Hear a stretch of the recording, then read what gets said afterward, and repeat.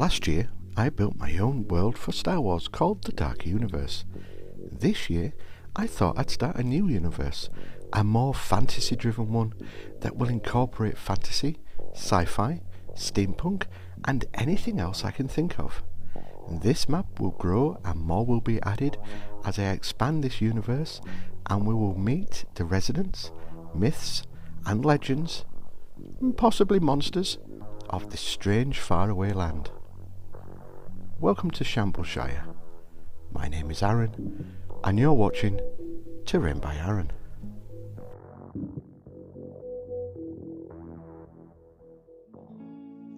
Take one model kit that by the time I finish with it won't look nothing like the box art.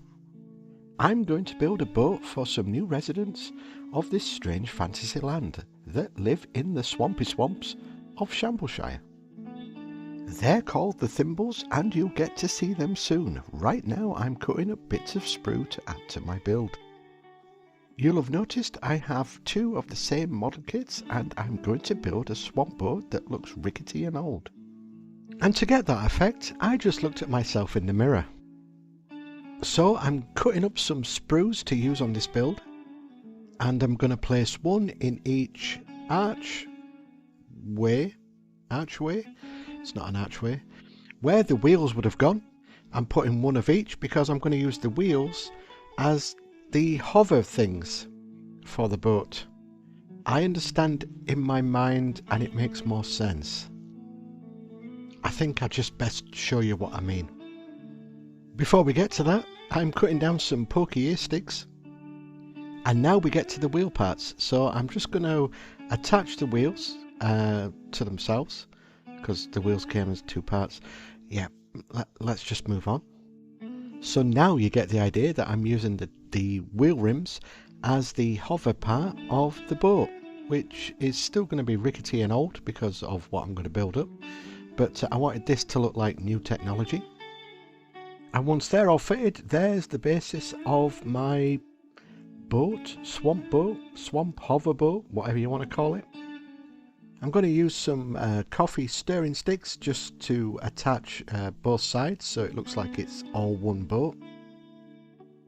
I'll pretend that these bits of engine that came with the kits are rudders or something.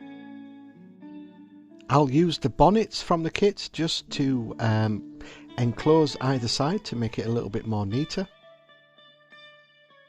So I guess it's time to meet the new residents of Shambalshire, the Thimble Clan. They live in the swampy swamps. And the little backstory is they get bored of living in the swampy swamps and decide to leave Binker Island and go on a big adventure. And they hit the edge of the world, which basically is Shambalshire.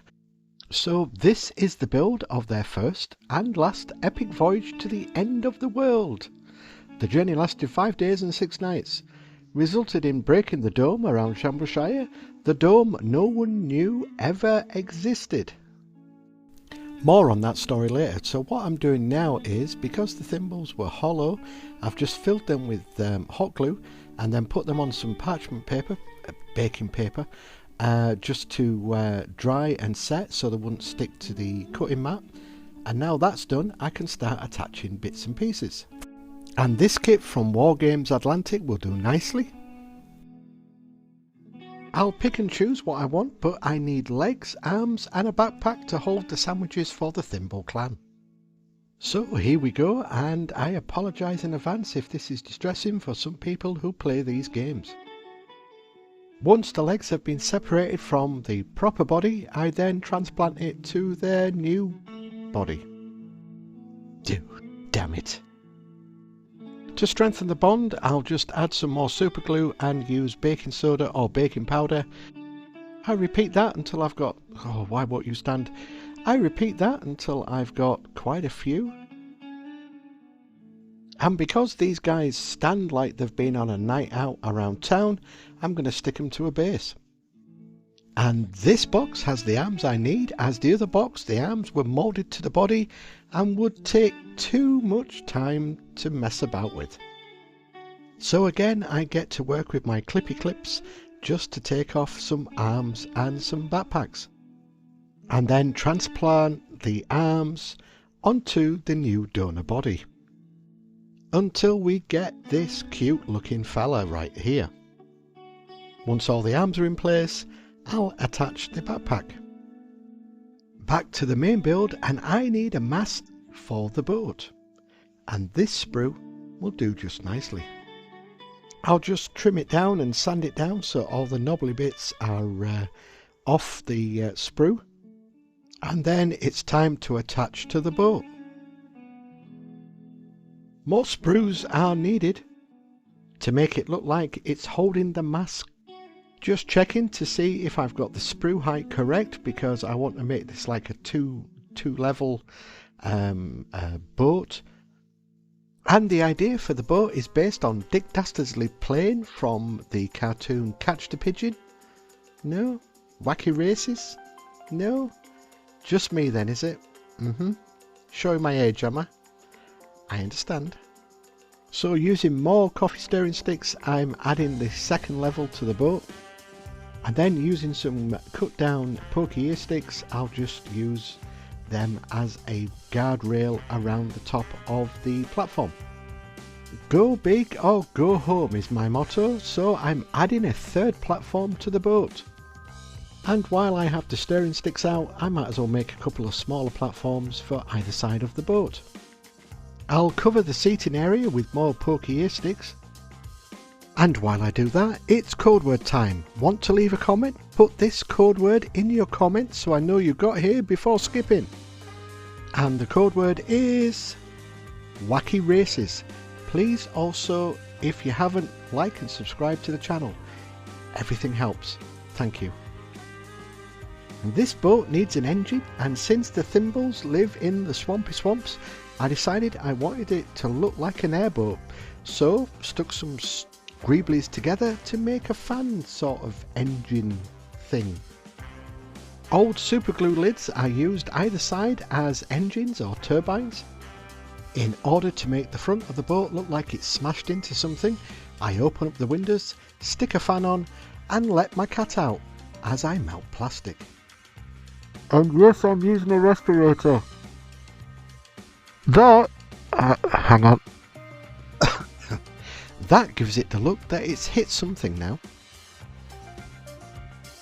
For the sail, I raid the other half's drawer where she keeps all the best linen and stuff when we have guests or visitors over. And it's okay, I'll put what I don't use back and claim it was mice that damaged it. See, I'm a genius. To get the sail to fold nicely, I'll drop some super glue on it, then use Mod Podge to stiffen it all up. I almost forgot to build the crow's nest for the top of the mast. Stirring sticks are used yet again. And there we have one crow's nest with a flag. Well, it will be a flag eventually.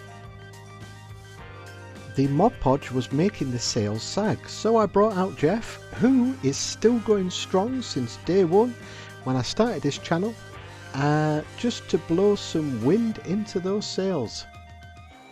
For the base, I used XPS foam and some man-sized tissues and stuck Mod Podge down onto it just to give it that ripply effect. That's the perspex I'm going to use as the edge of the world or the dome, either or either. I paint the base using Vallejo blue.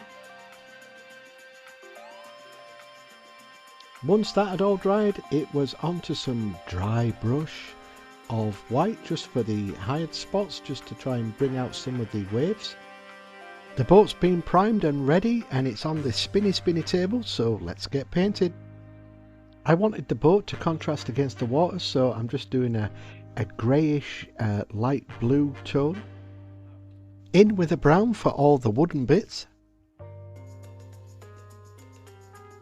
And for the sail, a little yellow. For the edge of the world, the perspex is going to be stuck onto the base. And then, grabbing some manly tools, I smashed the perspex. And if this went wrong, I would have to start it all again. But it doesn't. Look, the edge of the world has been broken. I wonder what will enter or leave Shambalshire next. And for that, you'll have to wait until next time.